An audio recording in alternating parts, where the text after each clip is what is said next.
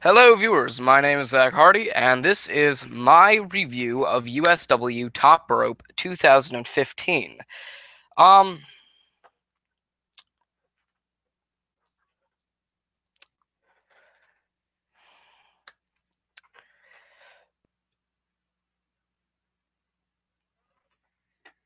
I'm not gonna lie.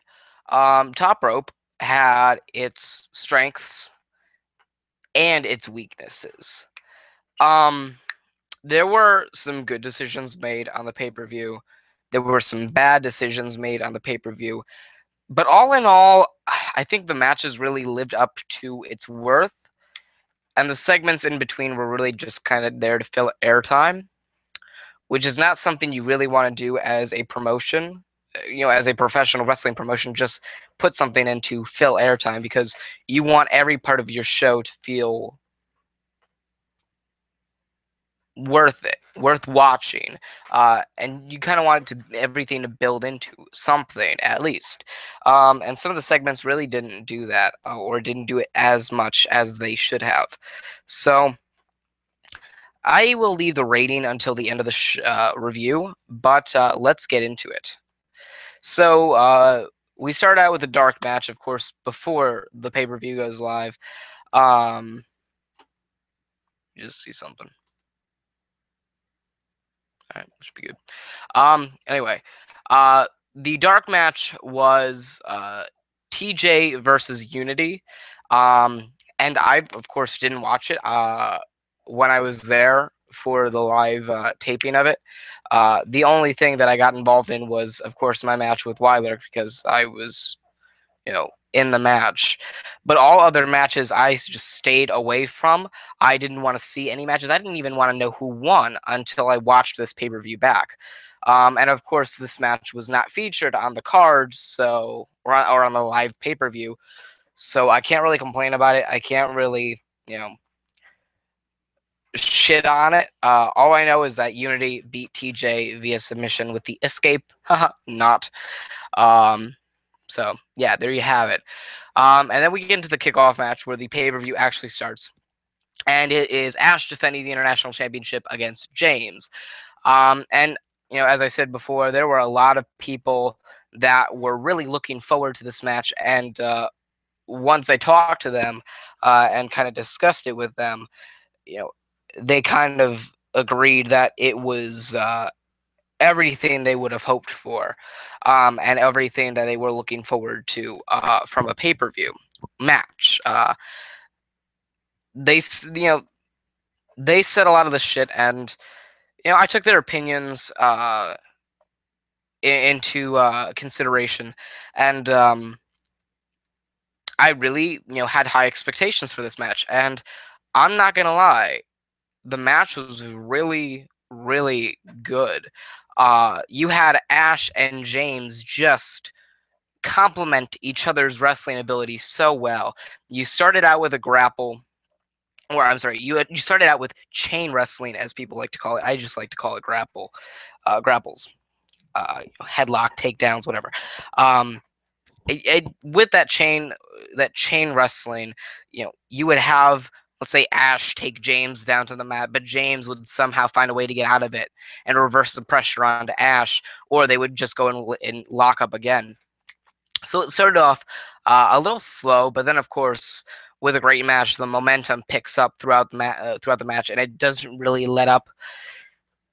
Well, in this case, it didn't really let up at all until the very end. But the momentum of a match just kind of keeps going up and up and up and up and up in a regular match. In a good match, other than this one, it goes up and up and up. But then it kind of takes a steady decline towards the end, and then it kind of just goes straight forward at the very end.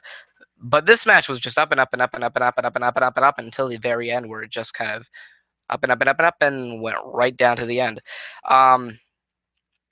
And it was at one point where James was contemplating going to the top rope or not.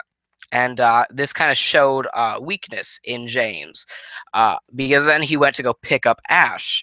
And Ash just went and hit a massive, massive fucking Enziguri, and then was able to get over the top rope and leap off for the two dust. And 1, 2, 3, Ash wins and he retains the international championship. I'm liking Ash's championship reign here. It's not doing anything like too spectacular. It's not, they're not making this feud or his reign overboard, go overboard, or uh, they're not really doing so much with this reign that it's getting annoying. That they build it up so much. Whatever, they don't do that. They're kind of just letting it build itself up, which is something very interesting, and I like the way that they're going about it. Because excuse me, whatever feud and whatever match Ash has for the international championship, he's able to just capitalize on his opponent and find a way to really do his job well and really make a good match when it comes down to it. Um, sorry. And I think James was a perfect opponent for Ash here. And now I'm just looking forward to what they do over the next few weeks. Mind you, I already know what happens over the next few weeks because, you know, I was at the live, tapings that went on today. Yes, that went on from today from 3 to 9, I believe. We filmed the next 3 weeks of Intensity today. So I do know what happens. Well, at least for the first week, I know what happens for the first week because I had to be alert on it. And then the uh, week after this week's Intensity, or the Intensity after this week's Intensity, and the Intensity after that, I don't know anything about because I just stayed clear from the results and everything like that. So I'm staying off the internet when it comes to USW and everything like that for the next few weeks. But I'm really looking forward to seeing what James does from here on out and what Ash does from here on out. And with that being said, I'm going to go fill up my water for a second. Hold on. I'll be back.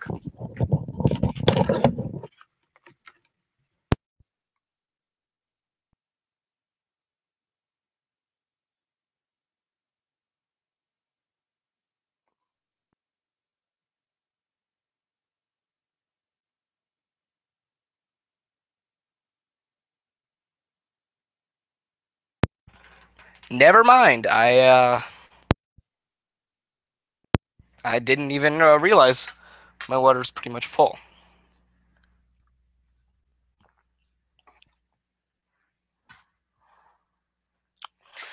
Anyway, with that being said, we can get into the next match. Or I'm sorry.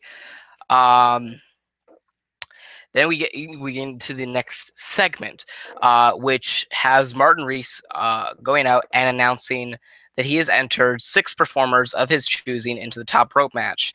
And those would, of course, involve guys that you would expect, like Kevin Storm and Otis Crane and Xavier King, the Ferocity performers. I guess are now calling themselves Intensity Rebels, which I guess is to counteract the new invasion or intrusion that they are planning against the Intensity roster. Whatever, didn't really do much except kind of give you a little bit of a hint of who else is going to be in the 20-man top rope match. That had a really shitty ending, and I'll get to that later in the review. Then we get into the second match after that first segment of the night, and it is the USW Tag Team Championship match, where Ezra Kills and Benny Franklin defended the titles against the Northern Lights. Excuse me. This match was all right. I like how Ezra Hills and Benny Franklin kind of played the powerhouse. They kind of played the veterans to a T. And the Northern Lights really seemed like rookies in this match. They were being carried by Ezra Hills and Benny Franklin, and I think that was the whole point of their match. I think once they knew, hey, we're gonna lose, they went along and said, you know what? Let's do this.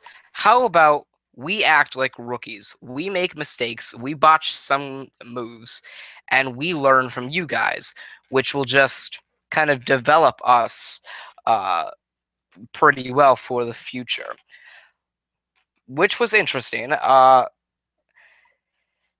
And I won't lie, it really seemed as though the Northern Lights were rookies, and they are, but it really looked like the Northern Lights were having trouble keeping up with those Rank Hills and Benny Franklin, and that's not surprising because they are the tag team champions. They are the #1 tag team, the tag team to beat in the Intensity roster, or on the Intensity roster. So it would make sense that they would be getting their asses handed to them by Ezra Hills and Benny Franklin and having to learn from their mistakes. So, of course, they went and botched moves like a drop kick, and Ezra Hills and Benny Franklin didn't sell it whatsoever. Blaine North or Samuel North would realize that they screwed up, so they got up and then got immediately hit in the face with a punch or an elbow or forearm, or that kicked in the gut, whatever. I know I just pointed to my groin there. That's not where my gut is.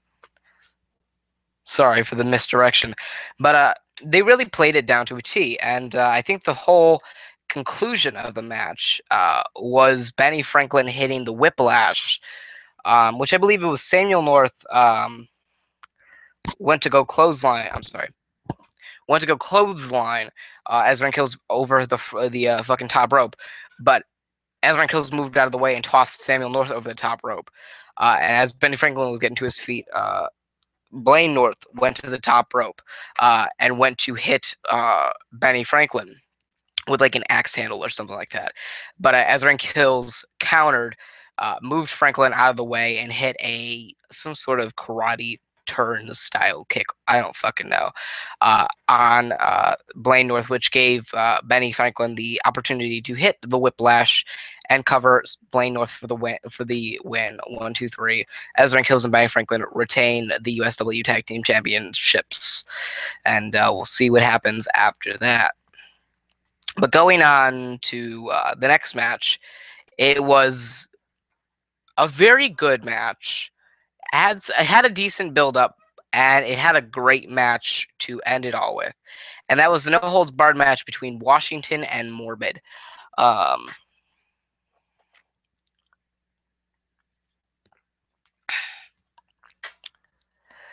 Anyway, sorry. Anyway, the match itself was great. Washington and Morbid took advantage of every opportunity to get a weapon that they could. When Morbid was tossed over the top rope by Washington, or vice versa, they would always go into the ring and pull out a chair, or pull out a cane, or pull out a table, or fucking pull out a. There was one point where Morbid pulled out a fucking dolly. You know, that thing that UPS movers would usually use to carry boxes into a building or whatever. That little 2-wheel cart, for those of you idiots who have never heard what a fucking dolly is. With that whole base at the bottom and the stand, of course, to push it.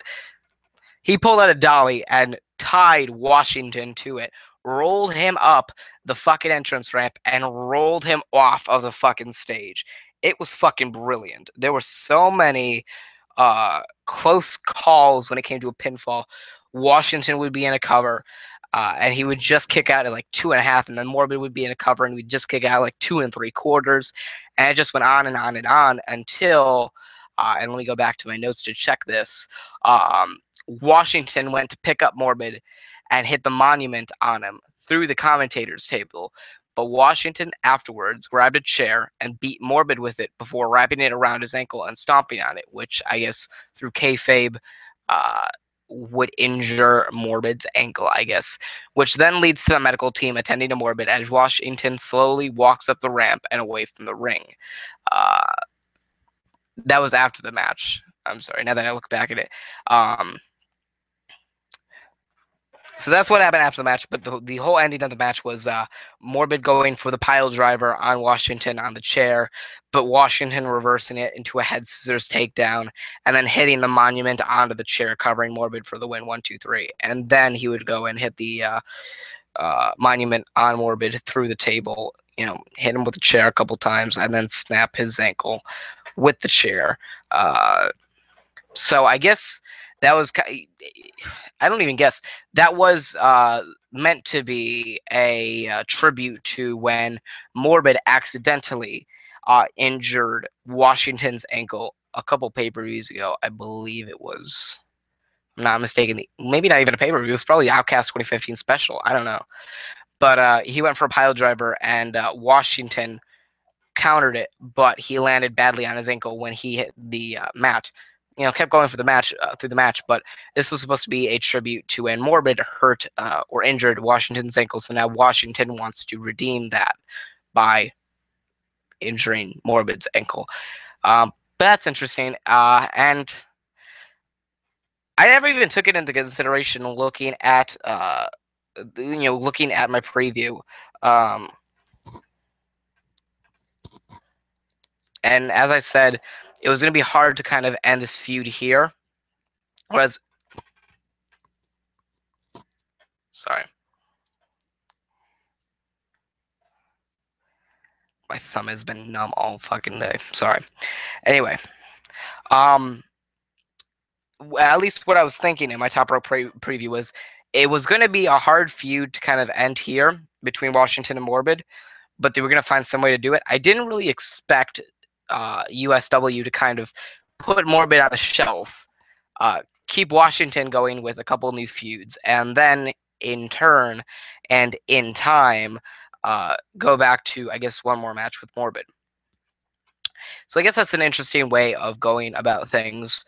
And I guess I can't complain because it is a very interesting take on it and a very interesting way to kind of settle down this feud for the time being. Interesting. We get into the next segment, which is an interview with Majigeta about about his feeling on his own chances of winning the 20-man top rope match in the main event. And of course, Majigeta is the guy to go on and say the type of shit like, you know what? Nobody has beaten me so far without using luck. And in this type of match, luck is not involved. There's no such thing as luck in these kinds of matches. So without luck, nobody can beat me. And if nobody can beat me, the only result is I beat everybody else. That steps in my way. So it's not going to be anything but it's not going to be any different. Majigeta is going to win the top rope match tonight. So whatever. It was an interesting way of looking at it, and technically he's got a point. When he first started this whole heel gimmick or heel run, it was fighting me. I think it was when he took me out of action. Kayfabe wise. Excuse me. And then I guess he fought a couple other people. And the only times that they beat him were via luck. And then with me, or when I returned and I fought Majigeta in a rivalry or in a feud, I only beat him because he made a mistake, which was kind of luck for me because at that moment in time, I was on the verge of losing. And then he would go beat me twice in a row, and then he would face Lone Wolf, and Lone Wolf would only win it after being taken down for most of the match. He would only win it because Majigeta made a mistake. He got cocky and such and such. So they only have beaten him with luck. So unless he makes a mistake here while in the driver's seat in the top rope match, he can't be beaten. That's interesting. Then we get into our fourth match, and it is Anarchy defending the Blue Belt Championship against Titanfall. This match, I didn't really expect much from it, mostly because Anarchy and Titanfall never really have great matches. And if at the most it's a decent match between the two, excuse me, but they don't really mix up. Excuse me. Anarchy is more of that powerhouse, / technical kind of wrestler, and Washington's more of that powerhouse, mean street kind of wrestler, that get in your face kind of guy. And Anarchy is more of the I'm gonna mind to myself, and then when we compete and when we have a match, then I'll kick your ass.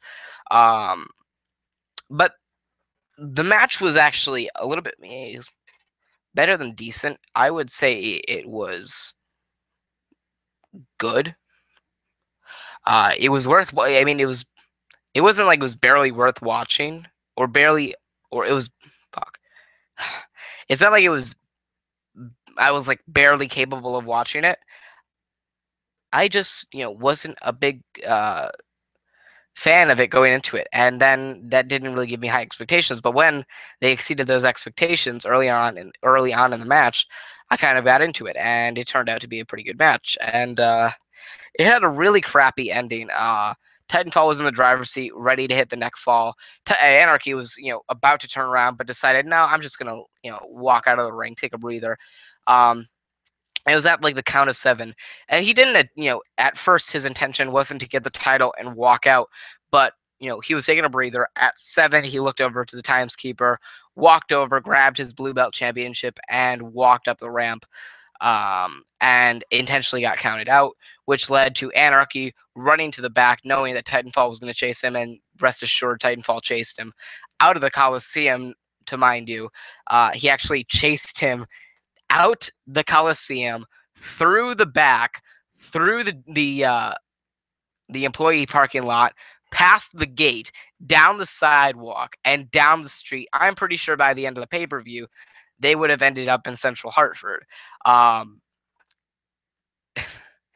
it was funny. Um, and I think one of the big reasons why it was funny was because through the entire chase, sorry, excuse me, through the entire chase, Anarchy was yelling things like, "No, you're not taking the title. Nope, nope, get away, get away, get away, get away, get away." And he would yell things, and he would kind of make it into a tone like I just did. Nope, get away, get away, get away, get away, get away, get away, get away, wait, wait. And you would hear him yelling that as he left the gate, rounded the employee parking lot, went down the side of the fucking Coliseum. You could hear him as the camera was following them. You could hear him, get away, get away, get away, get away, get away, get away, get away, get away, get away, get away, get away, get away, get away, get away, get away. And he would just say, it was funny. He would just say that, and then he would run into a performer in the back. He would say, "Move, please, try to escape here, bye, bye, bye, da, ba, ba, ba, ba." And he would just do the kind of shit that I usually do when I'm going in my insane type of rant type shit. So rest assured, the next few weeks, Titanfall is going to be a little bit pissed off, not only because Anarchy got himself intentionally disqualified, but also because Anarchy thought that it was a joke. That whole match was a joke. And at the same time, he thought Titanfall was a joke, when Titanfall wants to be taken seriously. So I see that being the future direction. And I don't think it's the last time you've seen Anarchy and Titanfall. Do I think this will be the best match that they've had? Yeah, I think so. It made a lot of sense throughout the entire match, and they both worked pretty well together tonight. But I think this will be the best match they can possibly have. I can't expect much more from them. Anyway, then we get the 5th match in the card, which was the 3-ways match for the vacant World Heavyweight Championship. I'm going to try to get through the rest of this pretty quickly because I want to go to sleep. It's 11 o'clock p.m. Eastern Standard Time, and I'm tired as shit. I wrestled for, 6 hours straight, plus about a 2-hour car ride from Hartford to and from Hartford, considering I was in Waterbury at the time that I had to leave. And then I had to go through Hartford, but it was traffic because we left when everybody else was leaving the Coliseum, so it was a shit ton of traffic.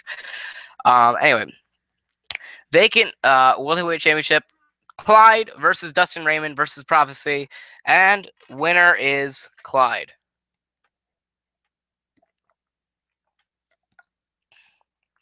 Spoiler alert: Clyde wins. Clyde is your new World Heavyweight Champion. As much as I wanted Prophecy to win, I knew Clyde was gonna win the title. He won with the snap on Dustin Raymond. 1, 2, 3. Clyde wins. Afterwards, Clyde runs away from the ring with the world title as Dustin Raymond and Prophecy stand there in shock, knowing that the Intensity Rebels had now just stolen one of the biggest prizes in Intensity. Whatever. Then we go into our 6th match, which is the unsanctioned match between Weiler and Zach Hardy, where the only way to win is by the referee stopping the match because one competitor cannot compete or cannot continue to compete. And throughout, Weiler comes down, face paint and all, hair down, cloak, everything, walks into the ring. Zach Hardy's music hits. Fuck it. I'm gonna refer to myself in the third person. Zach Hardy's music hits, walks out. Doesn't even walk out on cue. Just walks out, straight face, walks down the ramp, gets right in the ring. Doesn't stop to interact with the fans. Gets right in the ring. The announcer announces the names. Match starts. Zach Hardy's circling around. Then he just stops as Weiler keeps circling around. Then spear. Zach Hardy spears Weiler. Weiler's down. He has to go and retreat. And then through most of the majority of through the beginning of the match, Zach Hardy takes advantage, and then Weiler starts taking advantage. He keeps striking Zach Hardy in the chest, keeps striking his arms, keeps holding him back, keeps targeting the neck, and then he starts targeting the head, stomping on the head while Zach Hardy's head is while Zach Hardy's head is on the mat. He even hits me with a fucking pole of a stop sign. The stop signs you'll see in that whole rusty pole, that metal rusty pole. Just imagine it without rust on it. It's hard to imagine it because you never really see one without rust on it. But just imagine it. Whacks me across the chest 2 or 3 times. I look up my Twitter. Twitter.com/Zachary Serra. You'll see the picture I posted with the welts on this arm, and the welts on my chest from that fucking whack. Anyway, afterwards, Zach Hardy's just taking advantage, gets to the top rope with Weiler. Weiler just takes advantage of a tired, worn-out Zach Hardy and hits the brainbuster on the top rope. Zach Hardy's out of it. Referee rings the bell. Weiler beats Zach Hardy via referee stoppage. Weiler leaves. Zach Hardy leaves. Turns around before he exits the Coliseum. Turns around, looks at the fans, and says, or he lip reads.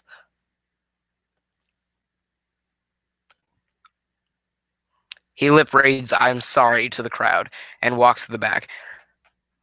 Very ashamed of the fact that he couldn't beat Weiler. I think that's good.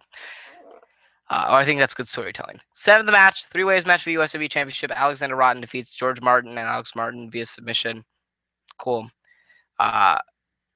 Afterwards, Crimson Rider is seen backstage standing tall over Hernastley and Amore, and then running off after stealing the Extreme Championship back from Hernastley.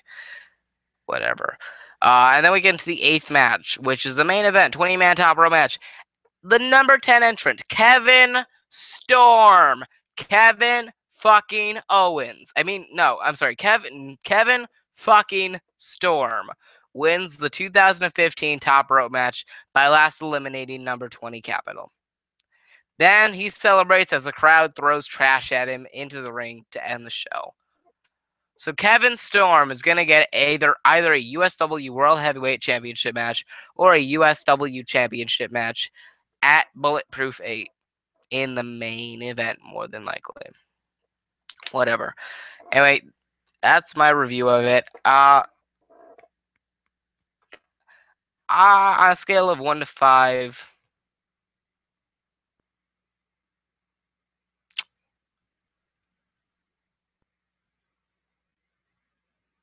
on a scale of 1 to 5 stars, I'll give it 3 stars. I think it was a decent pay-per-view.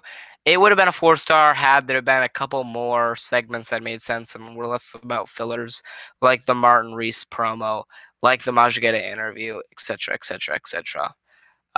Anyway, that's it for me. Thank you guys for watching. This is my USW Top Rope 2015 review.